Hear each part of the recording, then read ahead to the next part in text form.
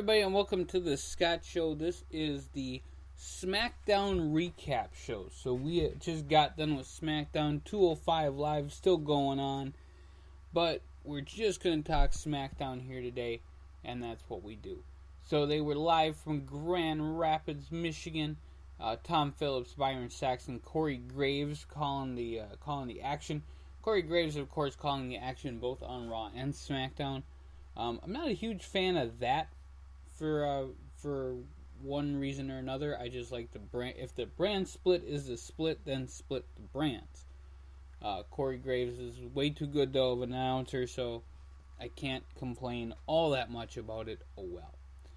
So, AJ Styles gets his rematch today against Baron Corbin. And that will be your main event match for this evening as we go on to the SmackDown Live. And we start out with the Usos. The Usos are the first team out. And they talk to the New Day.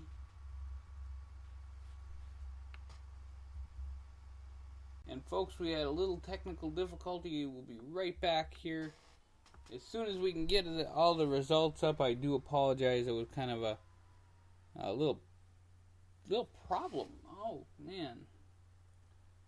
Alright, so we've got the Usos coming out with the New Day, talking about how they beat up each other. And the Usos won the tag team division. They just won the titles, folks. Mojo Rawley comes out, says, hey, the two teams take all the credit. And then Mojo gets, the Usos make fun of him and his NFL career. Then Gable and Benjamin come out.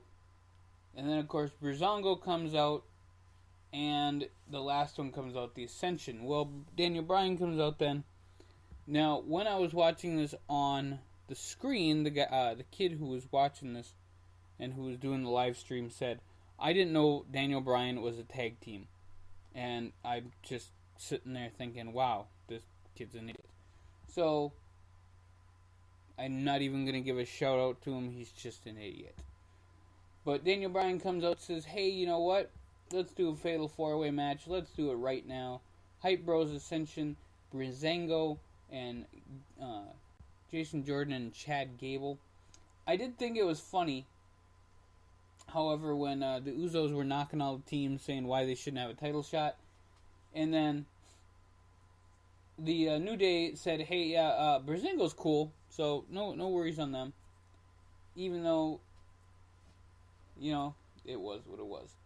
So you had the Fatal 4-Way, Chad Gable and Shelton Benjamin win that, and they are going to go on and face the Usos. You have Orton and Nakamura facing Rusev and Aiden English. I wonder who's going to take that fall, folks. So anyway, then you have the SmackDown Women's Championship. They kind of show what happened there with Natalya winning. And then they have this back and forth. Charlotte just punches Natalya and just whoops her so hard. I thought that her teeth were going to come out like Cesaro. It was just so bad.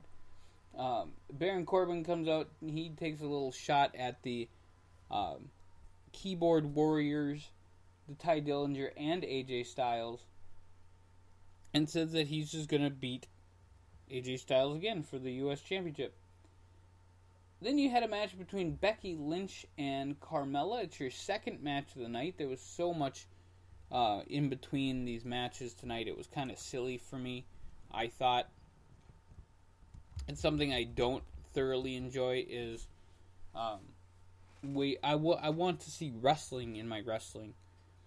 So Carmella came out with James Ellsworth. I don't like the leash thing. I think it's for so many reasons it's just stupid. I would just like to see James Ellsworth off my TV, but apparently he's probably got some weird thing on Vince or something like that. Carmella's Mrs. Money in the Bank, so she can lose all she wants to, and she still has a guaranteed title shot. And that's the same thing that happens here as Becky Lynch wins the match with the disarmer for the win. Carmella taps, and that was the end of that. It was a fairly good match. Carmella and can wrestle. Unlike Naomi, who sucks crap. So we move on, and Kevin Owens comes out, and out comes Sami Zayn, and he says that Owens says that Sami is his guardian angel. And Sami Zayn talks about how he came out and got cheered and all this stuff, and he was such a good guy, and all it got him was mediocrity. He says that Shane McMahon is just full of himself, and he's all about himself and nobody else, and blah, blah, blah, blah, blah, and so on and so forth. Typical heel promo when they turn heel, and Sami Zayn says, yeah, you know what? You don't jump off the freaking Hell in a Cell onto my brother. Me and Owens have been through the ringer many of times. You just don't do it. And for that was kind of cool. I would love to see them as a tag team. Of course, you know they're probably going to turn on each other somewhere down the road.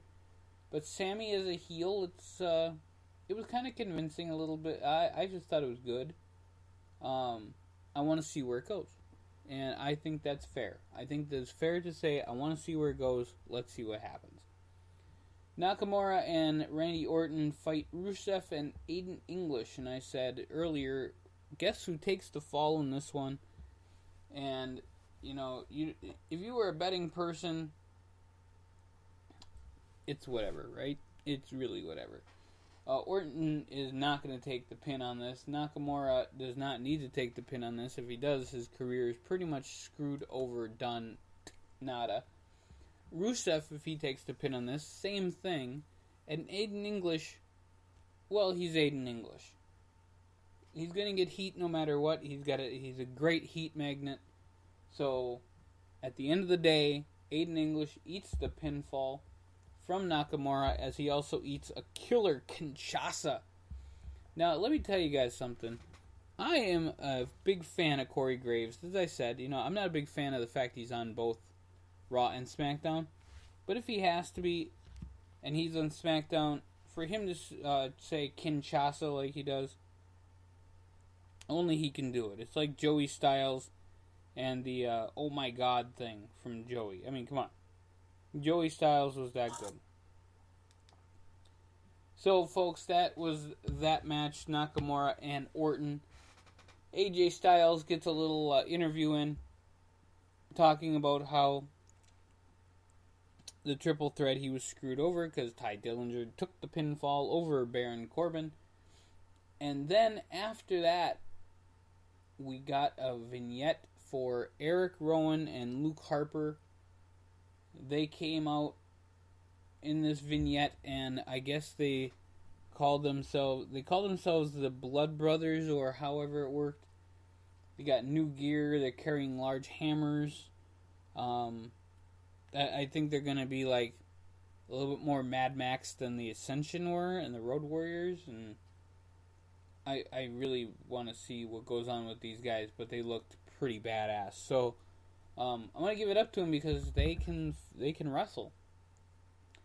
Bobby Roode comes out, and oh man, Bobby Roode's entrance still glorious. Oh my gosh!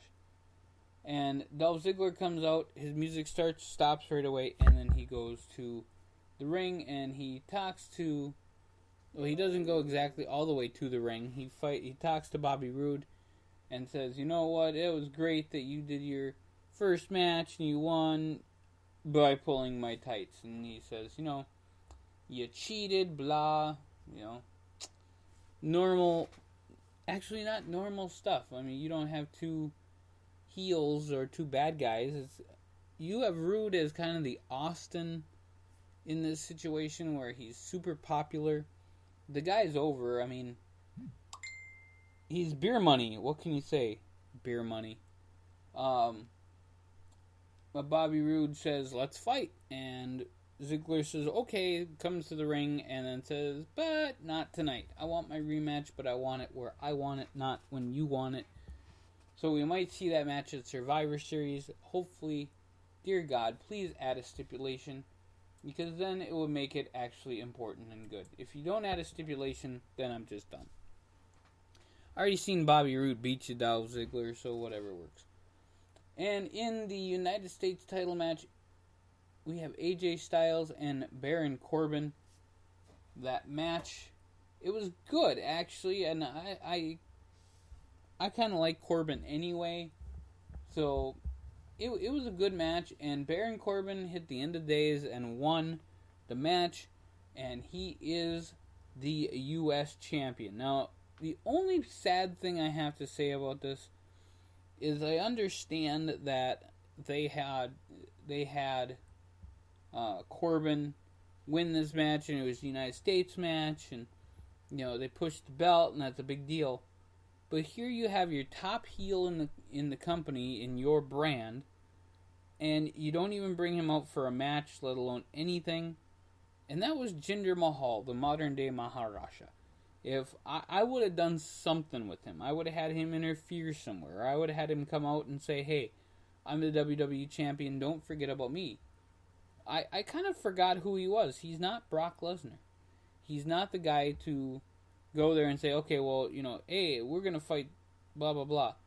No, he's not Brock Lesnar. He's Jinder Mahal. He's not sending anybody to Suplex City. He's using the Kaloss finisher, which really isn't even that great. I mean, I equal that out to the Hulk Hogan leg drop. So, that was SmackDown for the night. That's my only big down of the night, so I put Simon Miller 316 on there, because he's the What Culture guy who does the videos, so check him out. I like Simon, so you gotta give him a big shout out. And that's all that I got for SmackDown, folks. So today is World Homeless Day. We've only got a few more hours of it, but I wanted to just tell everybody that we did 2 podcasts. I did 2 podcasts. 102550 Homeless Project. It's under the 102550 show. So check those out. It is on YouTube. Big shout out to everybody who posted. And we gave shout outs to everybody who posted, so there were a lot of people. And I just wanted to say thank you to everyone who's listening. We are rocking it on Facebook and on Twitter and on YouTube and Speaker.com. We're just having an awesome time. I want to thank everybody for listening and watching our videos and having fun. So, for me and for everyone else involved in the 102550 Homeless Project and the Scott Show podcast, I just want to say thank you one more time and leave you guys, as we do, with a little bit of music. So, Maestro,